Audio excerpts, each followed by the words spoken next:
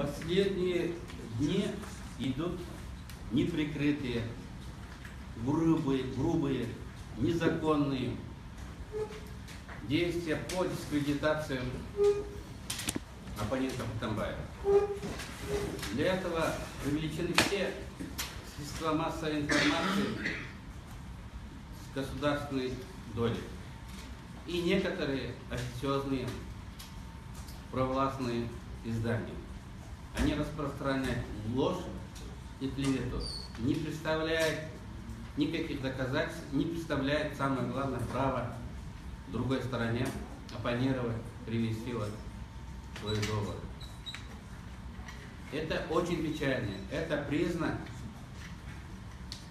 попытки установления авторитарной системы, признак попытки установления тоталитарного государства.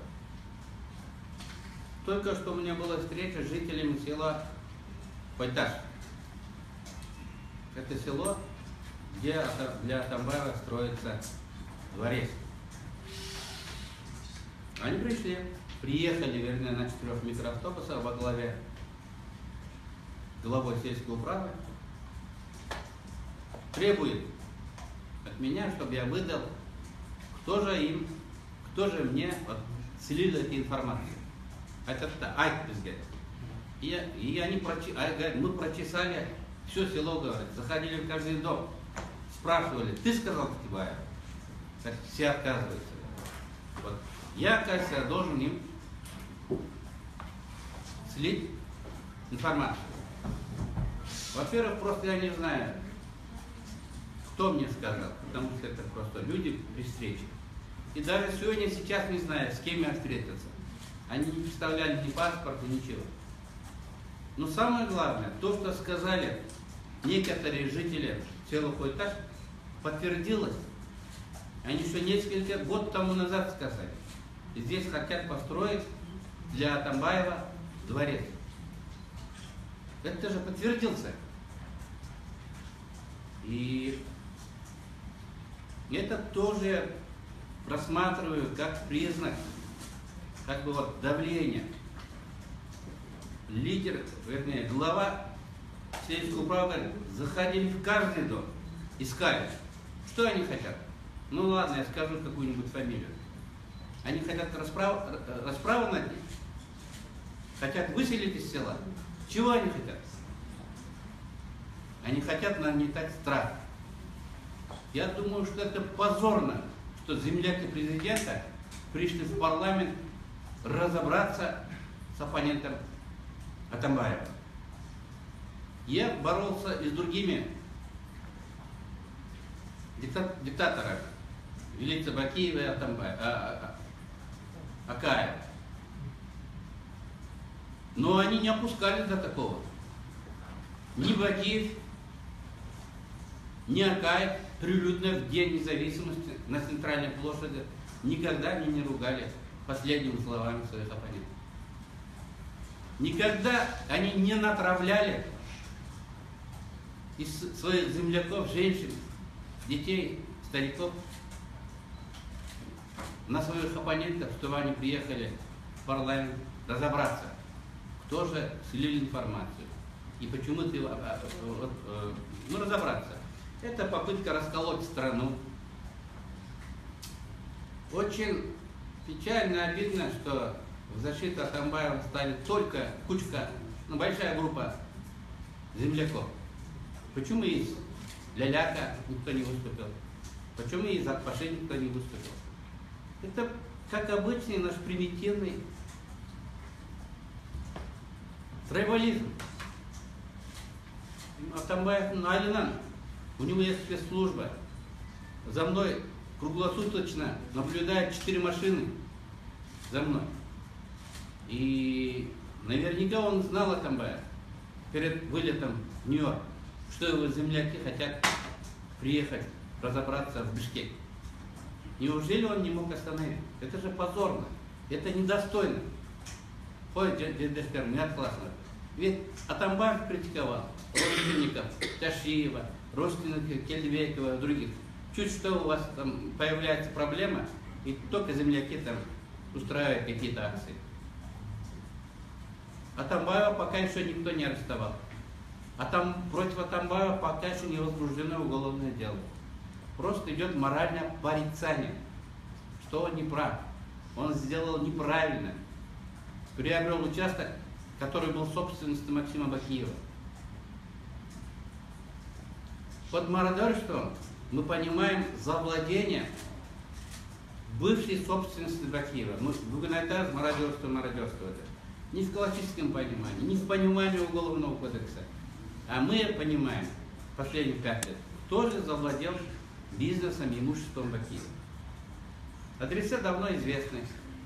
Они представляют в виде недвижимости, в виде месторождений. Можно просто прийти и посмотреть, кто же сегодня распоряжается. Почему Атамбаев до сих пор не может их найти? Я в прошлый раз сказал, что если хорошенько Атамбаев поищет, то он найдет их вокруг себя. Под мародерством сегодня мы понимаем, апрель шел Павландардың меньшигин. Вот у меня официальное письмо Государственного комитета национальной безопасности Кыргызской республики. Айтады Айкөл Алатолыда Мискенбаев деген азамат бар екен. Шол Кыргыз көмір тараған 2 миллион 300 мың сом. Кыргыз көмір 600 мың сом. Поминальный мероприятие өткөрдү. Өлгөндөргө өлүп кеткен аруактарга багышталды. Ошолардын рызкысы. Ошоларды эскерелик деп, ошолардын үйлөрүнө жардам берелик деп. Өлгөн адамдардын аруактарынын рызкысын жеп алышкан. И мына Геркенов айтып атат. Факт подтвердился. Они не оприходовали. У них нет оправдательных документов, кому это деньги даже они выдали. Мискенбаев даже сдал отчет налоговые органы, что не было никаких доходов, никаких выходов, расходов. Нулевый отчет Бергенда. И все это направлено, собранные материалы переданы в следственные органы для принятия процессуальных решений согласно законодательству Кыргызской республики. Я сейчас хочу обратиться непосредственно к Атамбаеву. Геркенов обращается, чтобы все процессуальные действия были строго по законодательству Кыргызской республики. Я хочу, чтобы Атамбаев довел это дело до конца. Если он искал мародера, чтобы он не закрыл это на стадии следствия, чтобы не добились оправдания на стадии рассмотрения суда. Бары дали деньги. Знаете, Геркенов айтып отыр. Атамбаев койгон, Адил Сегизбаев айтып отыр. Я обещал находить там мародеров. Я знаю где-то 15 таких людей вокруг Атамбаева. Сегодня не могу конкретно озвучить их фамилии, потому что я должен еще найти соответствующие документы. Но я буду уверен, что они будут. Если не сегодня, то через год. И воспользуясь случаем, я хочу заявить, уважаемые соотечественники, я хочу открыть специальную почту. Условно назову для вас. Специально для вас я назову. Почту. Сливайте все, что знаете. Я довожу дело до конца. Все, кто знает, боятся. Вот хоть Таштагла, они ищут с овчаркой, огнем в нем, да, вот. Кто же выдал этот государственный секрет, что Атамбаев там строит дворец? С космоса видно. Все проезжающие мимо видят. Почему этот молодой парень не должен был сказать об этом мне? Теперь они хотят расправы над ним. И Копсонор анонимно пошел адреске Джунутпле, а потом там разберутся. На вечерний Бишкек. Вечерний Бишкек — это официальный орган аппарата президента. Так и понимаете. Бүт ушақтарды жазып. Қадыржанның тіківай қашыға, анан бүт Қадыржанның мүліктері, теге бар, теге алып тип алып алған. Ашық айтпайды, намек.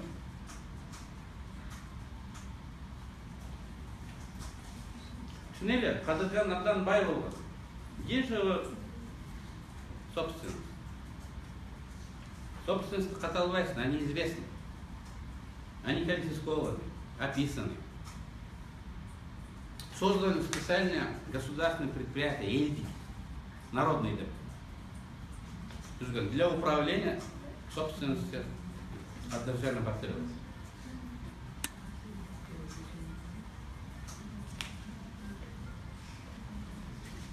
Люди очень недовольны, что эта бывшая собственность Кадыржана Батырова управляется неэффективно. Что эта собственность разбазарена, неизвестно, разграблена, неизвестно, что осталось для народа. Люди недовольны. Кто же руководит этим государственным предприятием? Некий Сулайманов Нурмамат. Уже год управляет. А кто же он? Интернет я набрал Сулайманов Нурмамат.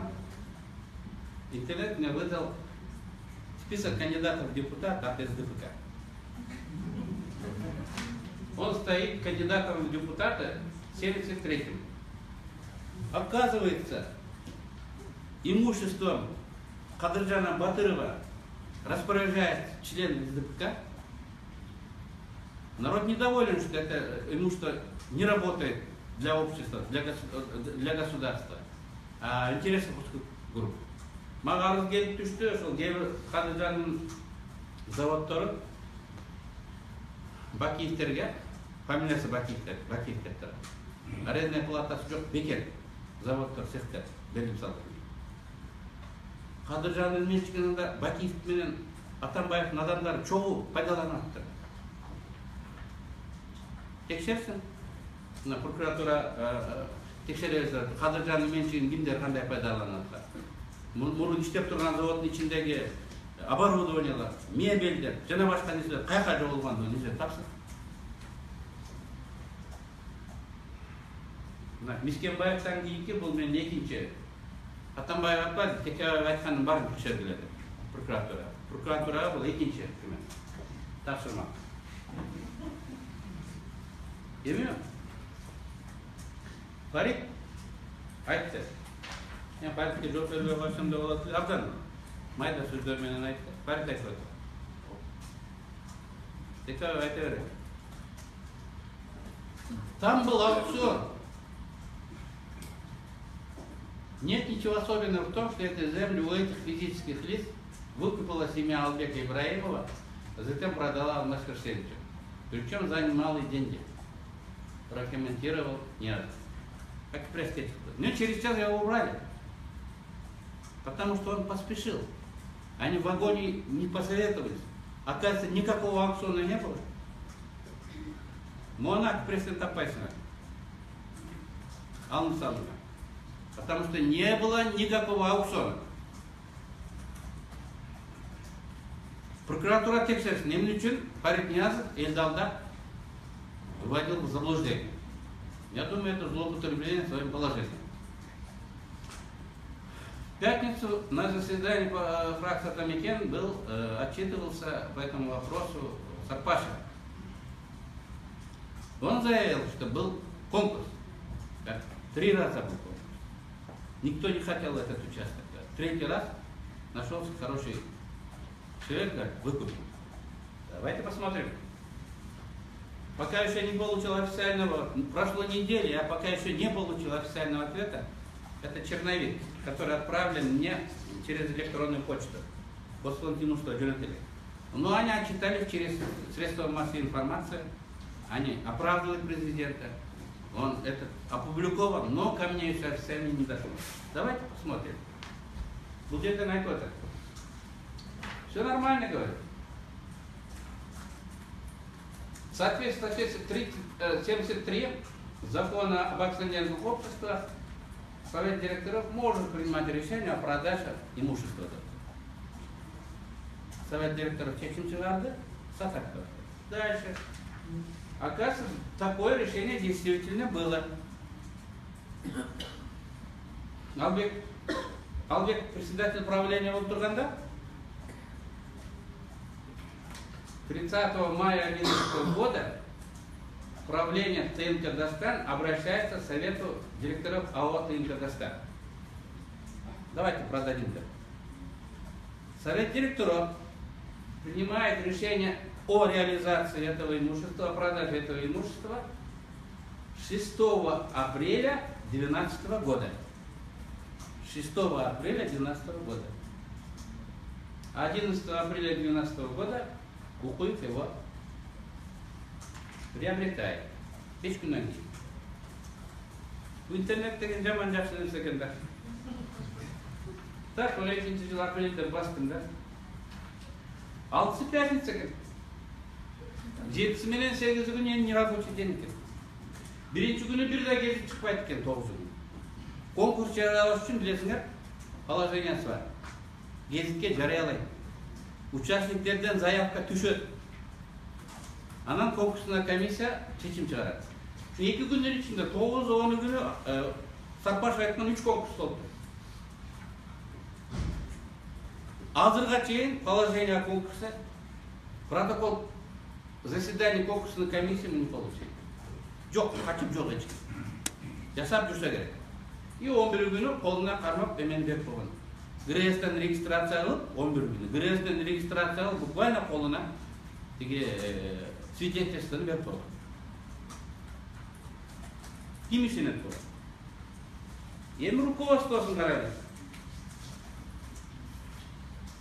Ибраим Албек Саверович бул Атамбаевдин баласынан да жакын киши. Он роднее, чем собственность Атамбаева. Всю его сознательная жизнь связана с Атамбаевым. Тогда он был председателем правления. Вот, член правления, он председатель. Другой член, некий Ниязбеков Асылбек, генеральный директор ОСО «Автомаш-Энерго». «Автомаш-Энерго» был Атамбаев тогда. Өзінің қол алдындағы қызметкерлері мына правление деген. Иш жүзінде Атамбаев өзінің адамдар арқылы Дастанды жетектеп башқаратын тұрбай. Бешөнен өкө, мына біреу вакансия деп тұрады, біреу вакансия деп тұрады, өкө. Мына бұл дағын Автомаш-Эко, Автомаш-Энерго. Қырғыз Автомаштан келіштеді. Көпчілігі. Алар шешім шығарады. Аны бекітіп береді совет директоров. Келді совет директоров та кім бар екенін қарап көреді. Председатель Васильев Юрий. Генеральный директор ОСО «Автомаш радиатор». Атамбаевдин заводдун ишканасын башкарган адамдар. Ошолар жанагындай чечимди чыгарып атат. Укуев аркылуу, Албектин аял аркылуу президентке ошол жерди чыгарып беришти. И бергенде дагы кандай кылып атат мынекей, шашылып 2 күндө. Мен келип прокуратурага айттым, Атамбаев айтты, мыйзамдуулугун текшергиле. Эгер конкурс болсо кантип ушул 2 күнү конкурс кылдыңар? Кайсы гезитке сайтка объявление бердиңер? Канча адам участник болуп катышты? Качан чечим кабыл алынды? Кантынан бир күндө форум бердиңер? Ушуну элге түшүндүрүп айтып бергиле. Карапайым эл эмес, мен депутат 2 күндө мындай иш бүтүрө албайм. 2 айда бүтүрсөң мындай рахмат дейт. Карыз болуп чыгасың деп аңсалды.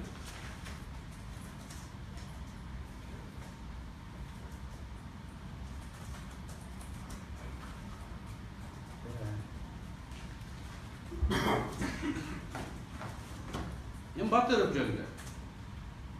Батыровду ким качырды деп.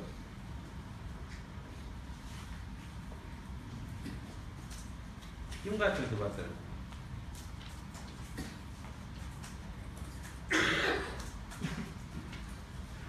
Убактылуу өкмөттүн мүчөсү Эмил Каптагаев айтты.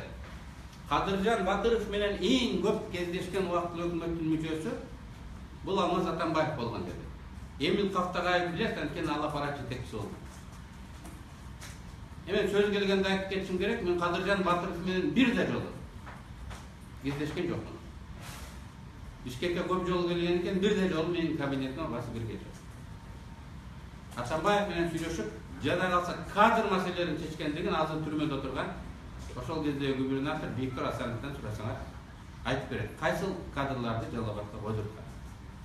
Эми мурун айта албай жүрөт элек, эми өзү айтып, бизге мүмкүнчүлүк бергенде айтып коюш керек. Кадырлардын сунушу менен кадр маселелерди Атамбаев Жалал-Абад областында чечип аткан. Апрель-майда. Апрелде атайын жана багасын деп апрелде атайын комиссия түзүлгөн.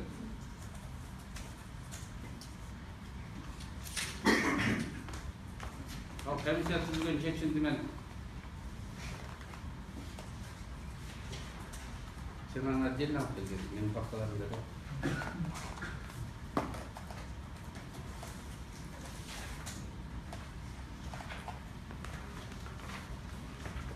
Атайын комиссия түзүлгөн.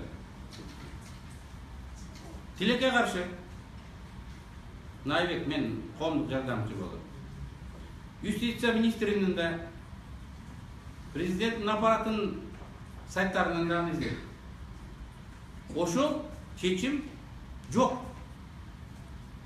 Кимдир бирөөлөр тазалап жок кылып койгон. Журналисттер ишенбесеңер издеп көргүлө. Менде де жооп берем, бир архивтермен таап чыгам. Мына комиссиянын мүчөлөрү. Атамбаев комиссиянын председателі. Бул Кыргызстанда саясий дестабилдешүүнү сактап, улуттук жаңжалдардын чыгып кетишине бөгөт коюш үчүн атайын комиссия түзүлгөн. Комиссиянын төрагасы Атамбаевга мүмкүн болгон бардык полномочиялар берилген. Финансы, кадр, бардык маселелер чечилген. Эгерде өлкөдө бир нерсе болсо, Атамбаев кек башы менен жооп бериш керек. Ошол декреттин тексти азыр жок.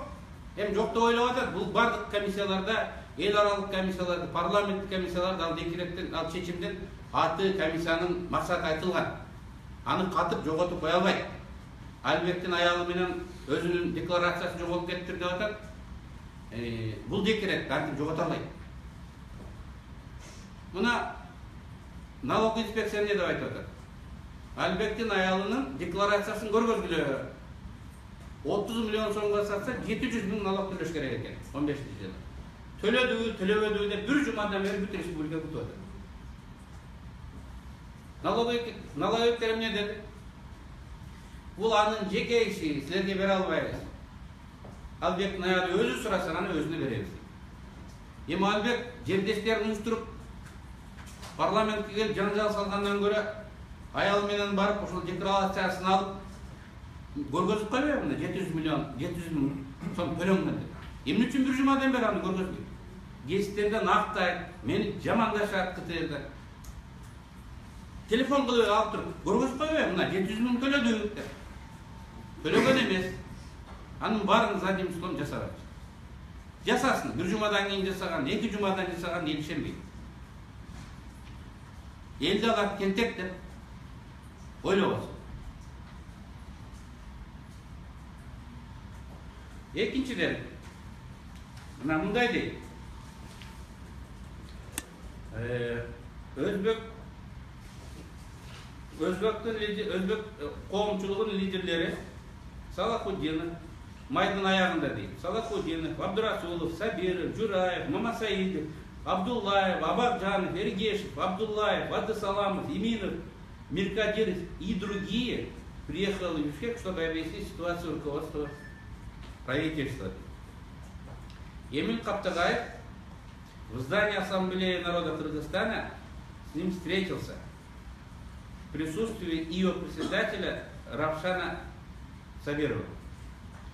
И они организовали встречу делегации главой ВП Роза Отунбаева.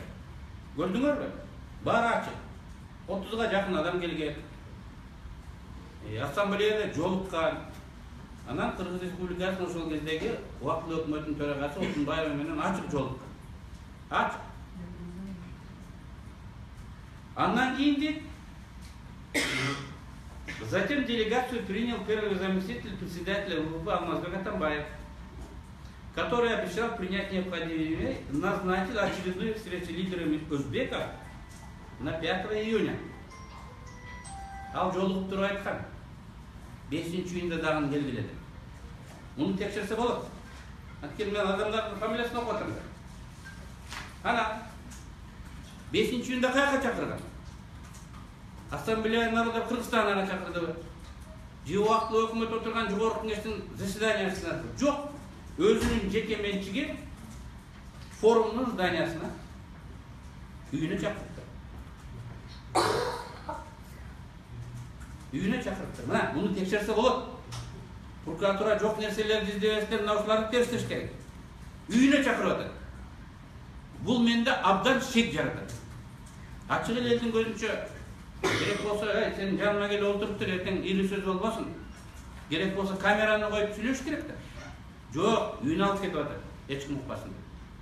Ал жерден айтады, жылдар айтады. Біз Ватан, Родина деген партия Алмаз Атамбаевпен чогуу шайлоого барабыз деп, аны колдойбуз деп сүйлөштүк дейт. Алмаз Атамбаев айтыптыр. Батыровду айтып атат, айтыптыр. Мен көргөн жокмун. Айтыптыр. Жазып атат.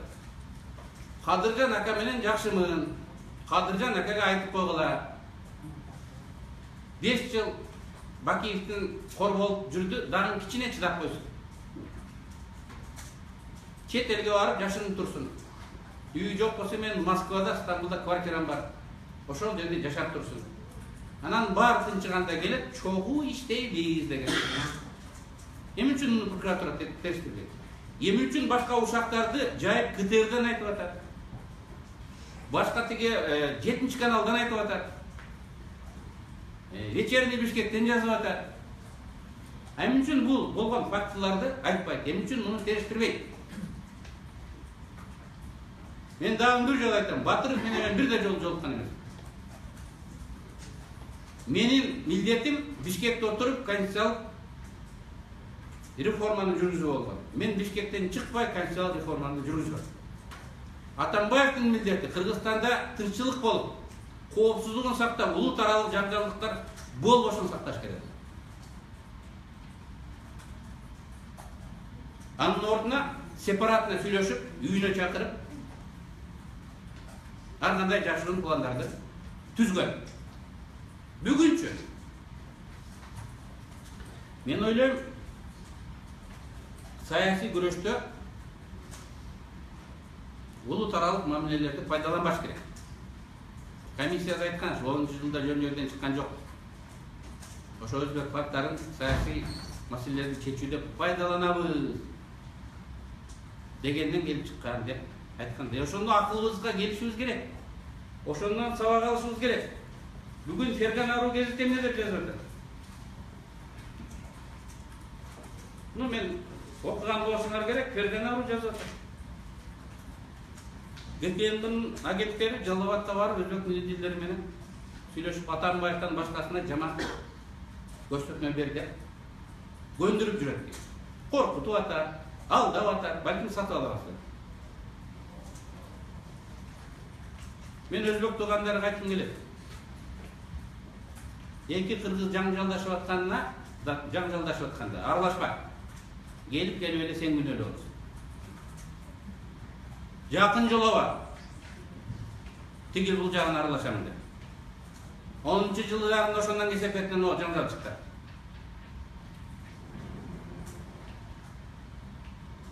Он 17 жылга камалган Юсупов деген аферист бар. Атамбаевдин ишенген күбөсү ошол. Түрмөдөн туруп көрсөтмө берет.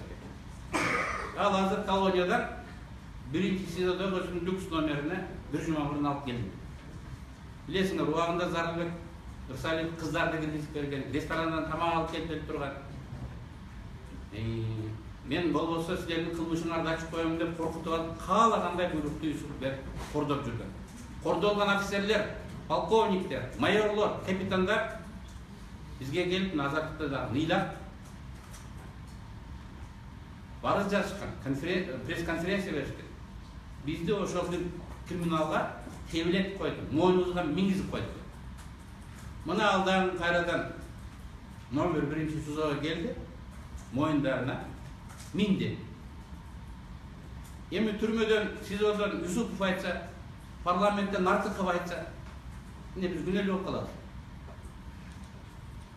Юсупов түрмеден айтса, Артықов парламенттен айтса, міне біз қорқып қаламыз. Мына азы қойташтықтар келді, алар өзінің жерлестерін емес, мағады сес көргізгісі келді де кебірді. Мен қойташтықмын, мен чүйлікмін, мен стрельник адамым. Бакизменен күрескенде әрбір айлығы кіріп шыққан. Құрылтайында өткөргенбіз, митингінде өткөргенбіз. Осылардың бары меніменен жүрген. Атамбаев Бакиев тарапқа өтіп кеткенде де мен аларменен қалған. Елді жерді бөліп, бірін-біріне тұқыру жолы менен. Сен башқа жақтан келгенсің, керек болса менің айлым шығар. Деген логика менен башқару бұл өткен ғылымның белгісі. Енді Атамбаев осыны қорқытысы келіп отыр. Болмаса қантып түсінсе болатын. Емін үшін алып спецслужбасы мен кече белген ошылардың келе тұрған. Емін үшін Атамбаев білбеді. Емін үшін тоқтатқан жоқ. Ел тура бет түсінеді. Мен президент болсам, қолымда прокуратура, армия, башқалары жүрсе, Текебаевты 5 машинамен аңдып жүрсе, алар жоқтың жолық, ел тура бет түсініп қалады. Деп айтпай ба? Примитив. Бұл жер кімнің жер екенін көр. Деп айтқысы келеді қой. Мен айтам. Мен қойташтықпын. Мен стрельниковтымын. Атамбаев айтқанда назлы керек болса жерден 5 соттық жер алып үй салады.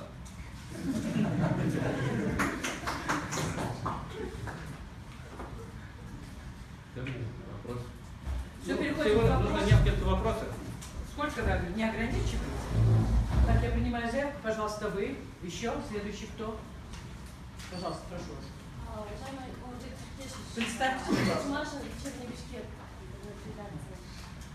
Собственно, такой вопрос. Согласны ли вы заключением депутатской комиссии 2013 года, да, где частично доказывается вина некоторых членов партии Комитет, в частности, и ваша тоже, мародерством? Даже негодяй, самый негодяй Юсупов не говорил то, что вы говорили. Даже негодяй Юсупов об этом не говорит. Вы посмотрите его интервью, показания. Он говорит только о сыне Райтана Төлөкөне. Текебаев жөнінде сөз жоқ. Мен жөнінде сөз болушы мүмкін емес. Мен 24 saat отырып өлкені сақтап, бірінші декреттерді мына мен жазған. Менен қызмат сұрап, адамдар очередьте тұрған таңаттанша. Мына вечерний Бишкек ушақтарды жазған Фаридтің шыпырғылары кешірсілерсін. И келіп алып тек сізді күн өлеген. Тап келші мен көрейін ашыл күн өлеген. Даже Юсупов айтқан емес. Юсупов. Хорошо, следующий вопрос. Скажите, пожалуйста, насколько верна информация о том, что Ида Солянова как-то повлияла на ход следствия по делу о мародерстве? Мен айттым, Атамбаев, прокурорың да сенікі, сотың да сенікі, вечерний Бишкегің да сенікі, КТРің да сенікі. Еркек болсаң дәлелде. Отырбай бұл болды. Солянова давно не той. Мына ке вечерний Бишкек, мына бұлардың қорғын отырған емес. Қойташтықтар келді, мына вечерний Бишкек келді. Давно ұялбай үшін сұрын берген таштым. Вы же не станете отрицать, что в это время Ида Солянова была генпрокурором. Ну и что? И могла повлиять на это. Она не могла абсолютно, потому что следствие вел Зарубек. Он организовал подтасовку, фальсификацию. Она же была генпрокурором, когда вывозили Батукаева. Ну и что? А, когда Батукаева? А, я забыл, спасибо. Спасибо. Батукаев шығып кеткеннен кейін пресса поднял шум. По нашей инициативе образовали парламентскую комиссию. По инициативе Атамекена. Председателем комиссии назначен Болотшев. За неделю мы определили, кто организовал. И ко мне в один прекрасный день заходит мой друг Данияр Нарымбаев. Ну, он долго сидел, неудобно, наверное, было. Мне нравится, Данияр, ты сам Данияр сказал, что, оказывается, вы начали парламентское расследование, вот президент хочет, чтобы вы прекратили, иначе он откроет 3-й раз расследование по мародерству. 3-й раз. Ну, вы меня знаете, я взорвался. Полнан Гергена додался. Мы не намерены. Мы кратчайший срок раскрыли, что Батукаева отпустили по указанию Атамбаева. Довели дело вплотную до Атамбаева. Все доказано. Только Атамбаев не сдают пока. Но я уверен, через год сдадут. Потому что вот есть косвенные доказательства. Парламент принял решение. Парламент нашел незаконным решение суда, Нарынского суда, о освобождении Батукаева. Парламент предложил органам, судейским органам, чтобы его уволили. Атамбаев его недавно повысил, назначил судьей Международного суда. Несмотря на обращение парламента, комитета и фракции. Мен неге жаздым, ана сен, бұл баяғы Батукаевты шығарған сот, ұмытып қалмаңыз. Мына жоғарғы кеңестің шешімі қойбаңыз деді. Жоқ, аны шоңайтып қойып қойды. Я даже скажу, что более того, это не только мен косвенные доказательства, мягко говоря. Ал судья айтып еле жүреді, қырғыздар кішінекей біледі. Мен екі башым бар біле, жоғарғы жақтан аңтып айтпаса мен андай шешім қабыл алмақ білем деп ашық айтып отыр. Действительно, его повысили. А какой может быть судебная реформа? Ошондо 3-ші жол Атамбаев мародер ишин ачамыз деген. Кассаңар, мен дагы айтам да. Мародерлордун баары Атамбаевдин айланасынан чыгат. Мен азыр бүгүн 3-ünü көргөзөм. Дагы көргөзөм. Мен 15-ин билем. 15-ин билем. Бирок документ болбогон үчүн айта албайм. Чыкпады го. Атамбаевдин өзүнөн чыкпады Максим Бакиевдин менчиги. 2,5 гектар жер. Мискенбаев Апрель батырлар өлгөндөрдүн үй бүлөсүнө жардам берсин деген акчаны жеп алгандыгын бекенин өзү тастап атпайбы. Кадыржан Батыровдун менчигин Атамбаевдин адамдары башкарып майкандап аткандыгын далил кылып көргөзүп атпайбы. Дагы эмне керек? И келип алып мындай суроо беребиз деп тапчы. Вечерний Бишкек, если у вас есть желание, можете задать еще один вопрос. Еще у вас действительно есть один, потом следующий кто? Можете ответить на конкретный вопрос по Соляновой, вы как и не ответили. Нет, Солянова принципиальная женщина, если Солянова где-то там, она не ведет следствие, она просто надзирает, следствие ведут другие. Она могла повлиять, вопрос Нет. такой. Нет, не могла. Пожалуйста, представьте свой ваш вопрос. Пожалуйста, прошу. Здравствуйте, извините, я вставать не буду, это камеры. Александра Лик, Лопиджи. Вы сегодня говорили про землю Атамбаева. Можете ли сказать, есть ли у вас какие-то конкретные документальные подтверждения того, как именно Атамбаев и сколько именно земли он переоформлял, и сейчас какой именно землей он владеет? Я говорю только о конкретном земельном участке. Атамбаев, как он сказал, богатый человек, ему Бог дал столько богатства, они изменяются десятками гектарами. Но им это было давно, и копаться я не буду, насколько это законно и незаконно. Все это дело давних лет, да? Куда я беру, Бог дает. Скажем, что куда я беру. Речь идет о 2,5 гектара земли, который был собственностью Максима Бакиева через фирму «Артстрой Дизайн», учредитель Гладышев. И 5 лет мы обзываем друг друга мародерами, имея в виду, что мы присвоили какие-то имущества Бакиеву. Искали, весь народ искал. Вот мы нашли. Что нам еще нужно? Что еще нужно Вечерке?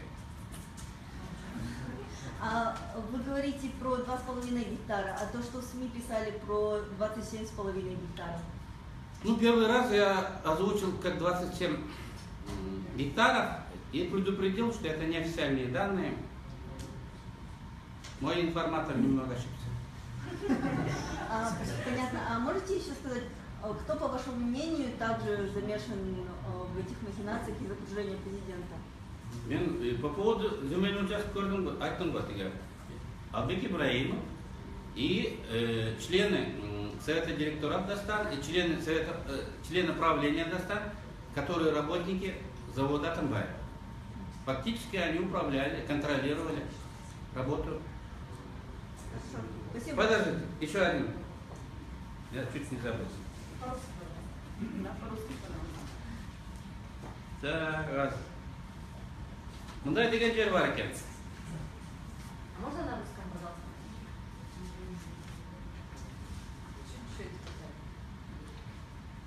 Да. Қысқасы Дастанның меншіктерін арзан бағада сатып шығады.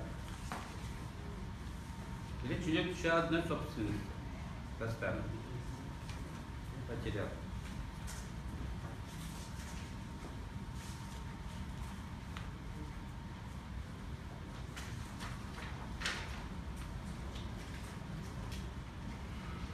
Васильевтың председатель правления Васильев. Вы знаете, он работник Автомаша. Продал ОАО «Пансионат Солнечный берег», переданного после национализации 2010 года ТНК «Дастан». Он продал. Естественно, в соответствии с законом. Было соответствующее решение. 100% акций продано за 40 миллионов сомов. А в те же годы, вот, после 2010 года, это около 700 тысяч долларов. А АО «Дастан» вложил туда, ремонт был. 20 миллионов сомов вложил АО «Дастан» и потом продал за 40 миллионов сомов. А реальная стоимость, там один соток земельного участка до 5000 долларов, а там был 9 гектаров. И еще инфраструктура. С учетом всего, из расчета можно вывести, что потеря дохода ТНК «Дастан» от этой сделки составляет 128,4 миллионов сомов. Это только потери. 3 миллион доллар арзан сатып жіберген. 3 миллион доллар. А ким шешім қабыл отыр? Баяғы Автомаштан келген совет директорлықтың правлениялық мүшелері. Фамилияларын оқып берді. Вот как они управляют эффективно народным достоянием, которое будет национализировано декретом. Мен де мұны Генпрокуратураға қайырлат тілем. Тексеріңіз. Әрбір сатқандан 1 миллион, 3 миллиондан алқалай өре тұрған болсан да қандай? А это уже проверенные данные? Есть, да. Проверенные данные. Но это секретный материал. Спасибо. Пожалуйста, ваш вопрос потом вы не забудьте представиться. Потом вы. Башка прокуратура тапшырма беріп жатқанда Батыров бойынша ұлттық қауіпсіздік комитеттеріне жарты жағдайлары шыққанына байланысты деген сөз бар да, сіздер мағлұматтар болып білмейсіздер ме жаңа жағдайлар? Бұл бірінші сұрау, екінші сұрау, коалицияда авал не болды, неге тоқтадыңар?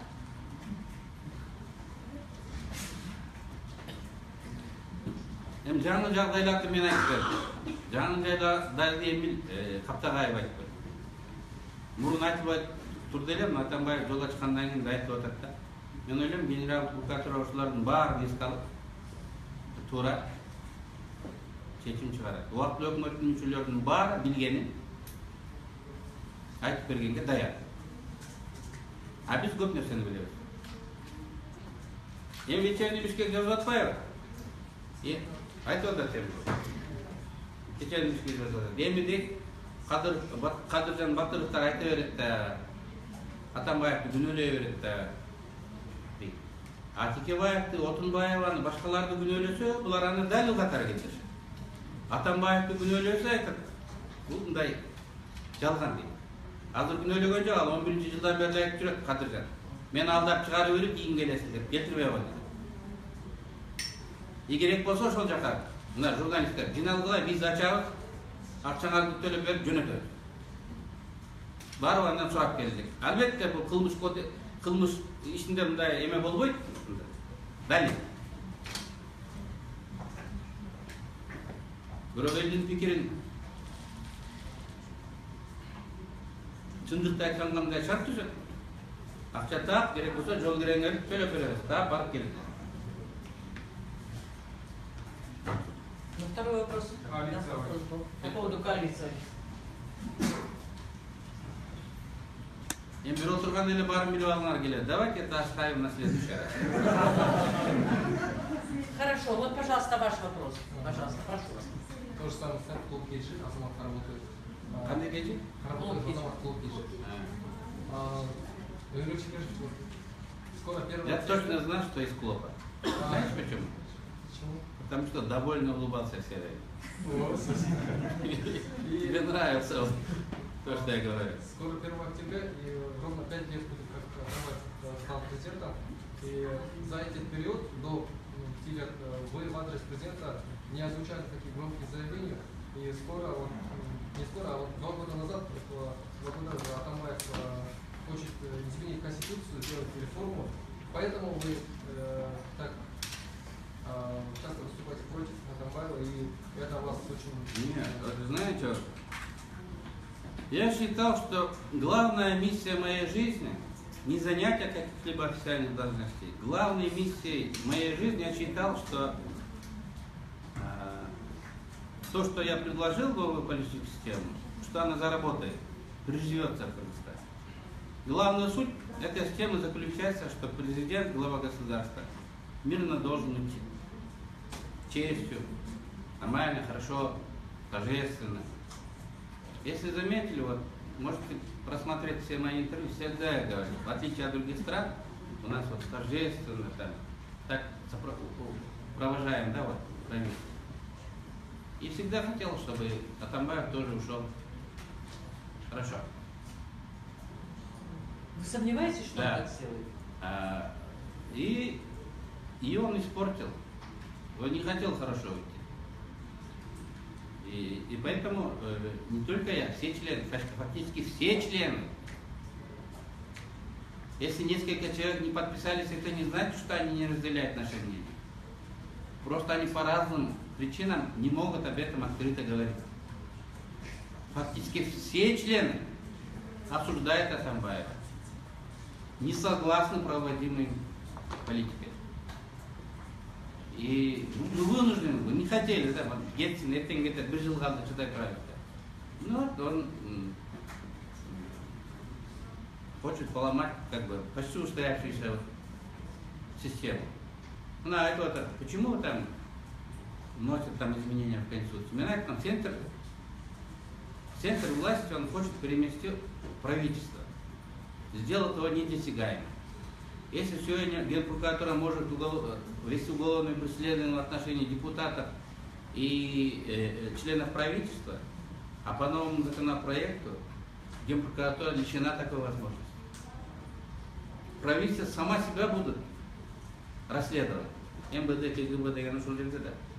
Вот это дела кто-нибудь будут расследовать, если вот новая конституция будет принята, вот дела Атамбаева, дела его окружения, кто-нибудь будут расследовать? Нет, правительство, он оставляет фактически правительство. Они в ближайшие 5 лет расследованием этого дела заниматься не будут. А вот Генпрокурор может, потому что его фактически назначает новый президент. Неизвестно, кто будет новым президентом. Спасибо. Дили Юсупова, ваш вопрос. Последний вопрос. Я здесь. Здравствуйте. Дили, пожалуйста, прошу. У меня вопрос такой. Кыргызстан одна большая семья, все прекрасно знают, кто чем занимается, но необходима документальная база. Вот частично какие-то документы у вас есть. Что вы еще можете, чем еще вы можете аргументировать все озвученные вами факты? Какие факты? Ну вот Участок, да, допустим, часто задается вопрос, откуда Альнура Ибраимова взяла такие деньги на приобретение участка. Это первый вопрос, да? Вот. Какие вы еще документы можете предоставить? Потому что вот я была на заседании фракции «Объединенной пятницы», к сожалению, Шаспашев, мягко скажем так, плавал в этом вопросе, да? Какие они вам документы предоставили в защиту, да? Что у вас есть еще? И второй вопрос, действительно ли фракция Атамекен начинает проводить зачистку? То есть правительство исполнительное бедной власти начинает выбрасывать представителей фракции Атамекен. Ну, дано указание уволить любого служащего, который замечен в связях с Атамекеном. Тесно связан. Неофициально. Неофициально, да. Конечно, пока не официально. А сколько человек пострадало уже? Ну, не знаю, потому что, вот, знаете, вот, Сталин хотел, как бы, немного там почистить, да, вот, репрессии, Азеля. Ну, давал квоту, например, убить в этом году, то есть, расстрелять в этом году 50 тысяч, например, да. А местные первые секретари просили увеличить квоту, доводили до 100 тысяч. Пошел. Потому что он хотел избавиться от оппонента. Сосед писал соседу по коммунальным квартирам, потому что у него была больше квадратура, чем комната была индекс. Или у кого-то жена была красивее, да? Ошенту или жогототур, жоготуп жиберишкендер, и азыр эми под видом борьбы с атамекеновцами, кто наверх напишет, да, Кутланбай жүрген Атамекен менен Текебаев менен сүрөтү турат. Вот тигилдеп. Это может, кого-то может увеличиться, просто я не знаю. Потому что здесь ситуация воспользуется люди, которые друг друга ненавидят, хотят высадить, хотят кого-то уволить, хотят с кем-то вот рассчитаться, да. Люди могут воспользоваться этой ситуацией, поэтому не могу предсказать масштабы зачистки. Понятно. Спасибо. И А последний по вопрос. документам вы не ответили. То есть какие у вас еще документы? Ну, у нас никаких, Какие еще запросы? у нас направили, других, что получили? мы дали запросы, у нас, к сожалению, других документов нет. Но эти документы позволяют нам сделать выводы, политические и моральные. А вот если- на этого там 2 дня, да, ушло на все. А если вас Правильно. привлекут за ложные сведения, что вы будете? За ложные. Что вы За какую ложную? Давайте, вот вы Вот представим, вы прокурор или кто. За какую ложную? Нет, Ну, вот, Ну, например, скажем. Поликниязов сказал, что он подаст на вас за то, что За вы что? распространяете ложь. Ну, что не 27, а 22,7, например. Ну, об этом я без суда признался, что ошибка была. Разве от этого суд меняется? Можно тогда вопрос? Вот сегодня Эдик Байсалов, выступая на пресс-конференции, сообщил, что ему известно, что скоро возможен его арест. Ну и еще некоторых тех, кто против. Можно я задам вопрос? Да-да. Вот. Он сказал, что он готов к аресту, ну и вашу фамилию в том числе назвал, в числе потенциальных претендентов. скажем. Вы готовы к аресту, и если вдруг случится, как вы реагируете? Во-первых, за что арестовать Эдиля Байсалова, я не понимаю. Еще не арестовали? Нет, за что, я даже не знаю. А так, зачем себя? Я вчера сходил в парикмахерскую, сделал короткую прическу на 2 месяца. Хожу в спортивной одежде, чтобы там было удобно, да? Я всегда был готов. И при Бакиеве, при Амфиракаеве не было таких опасностей, при Бакиеве. Просто я вам не скажу, кто как вел себя, камера для допроса. Придет время, мы и об этом расскажем, как кто плакал, кто просил, умолял у следователя в подвале ГКНБ. Придет время, мы скажем, кто как себя вел во время допроса и ареста. Все, на этом вопросы исчерпаны. Благодарю вас, Владимир Черкешевич. Всем спасибо.